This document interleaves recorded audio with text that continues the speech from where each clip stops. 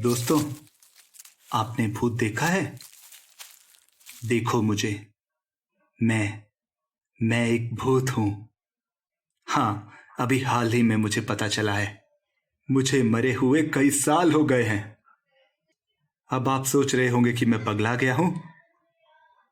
अब आपकी उलझन दूर करने के लिए मुझे एक फ्लैशबैक दिखाना पड़ेगा।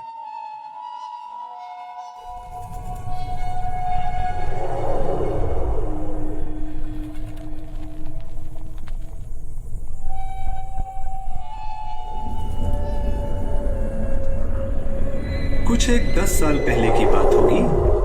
धनसुख लाल का बेटा हरीलाल मुरारी इंटर कॉलेज में पढ़ने जाता था। वही कॉलेज में उसका आंख मटक्का हो गया।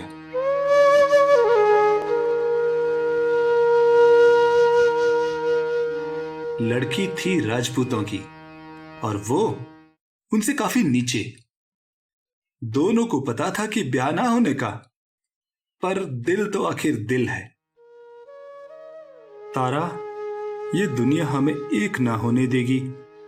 हाँ हरिया, या तो एक दूसरे को छोड़ दे या ये दुनिया छोड़ दे। बोल के करेगा। चल, दुनिया छोड़ देते हैं। वाह, जान देगा हमारे साथ। बेशक जान दे दूंगा पगली, पर जरूरत ना है। चल कहीं दूर चलते हैं, किसी शहर में, इन छोटी सोच रखने वाले गांव वालों से दूर। और दोनों निकल गए वहां से अनजान शहर में शुरू से शुरुआत करने।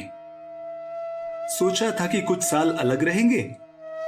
अक्सर ऐसे परंपरा होती है, माँ बाप कुछ साल नाराज होते हैं पर फिर पोते पोती की शक्ल देख के माफ कर देते हैं।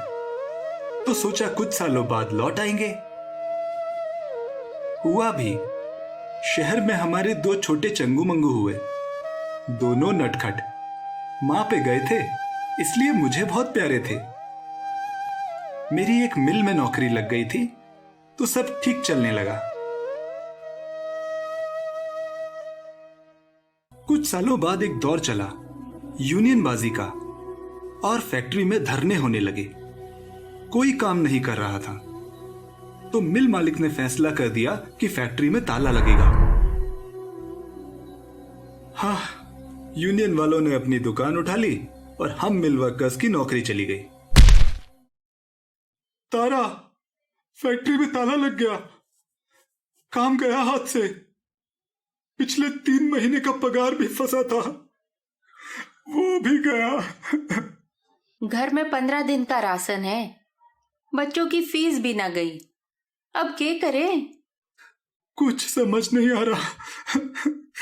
हरी, हम लोग गांव में ही अच्छे थे, खेती तो करते थे।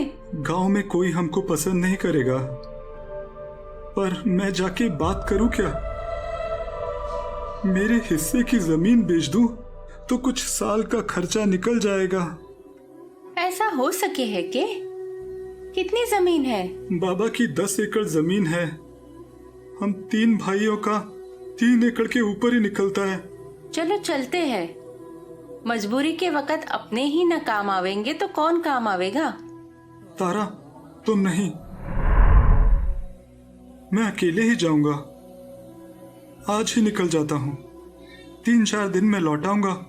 अच्छा ठीक है, जल्दी आ जाना। मैं शाम को ही गांव की तरफ कूच कर गया। सुबह पहुंचा तो गांव की मिट्टी की खुशबू आकर्षित कर रही थी। गांव पहुंचा तो पता चला कि माँ बाप तो 3 साल पहले ही गुजर चुके हैं। भाइयों ने खेती बाड़ी अपने नाम पे करा ली है। तो मैं बड़े भैया सोहन लाल के पास पहुंचा।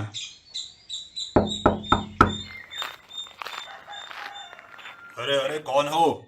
अंदर कहाँ चले आ रहे हो? भैया, मैं हरिया। हाँ? कौन हरिया? उसकी तो मौत हो चुकी है 10 साल पहले। भैया, मैं जिंदा हूं। ऐसे कैसे जिंदा हो गया? हम कैसे मान ले? चल चल बाहर निकल।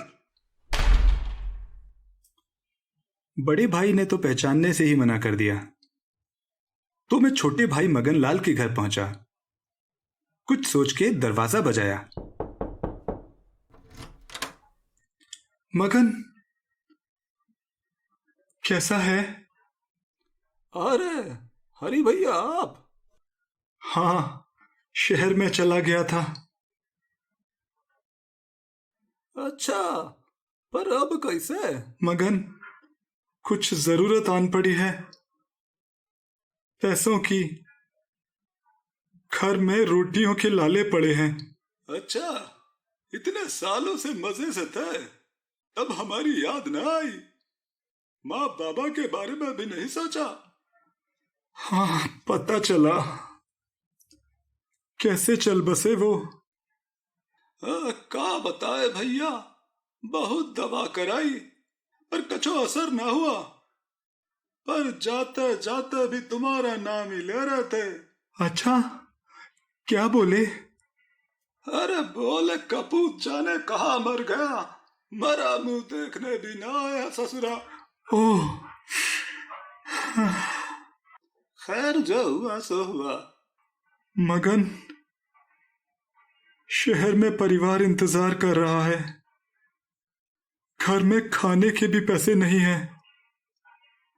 कुछ कर पाएगा क्या? भैया, जेब में 500 रुपया है, कछो मैं अपने खर्चे के लिए रख लेता हूँ, 200 तुम ले लो, बस और कुछ ना कर पाऊंगा। हाँ, अरे छुट्टे पैसे मत दे।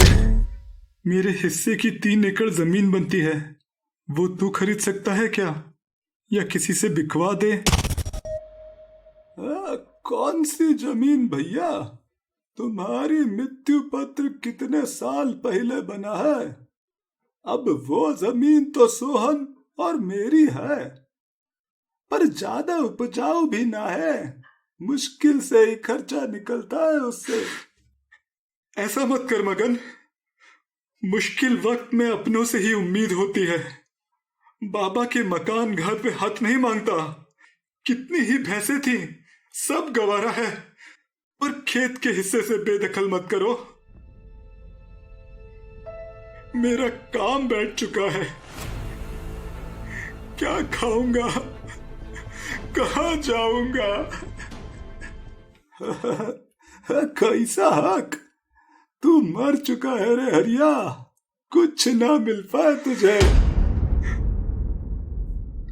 हाय रे नसीब, बड़े ने पहचाना नहीं और छोटे भाई ने दुत्कार दिया।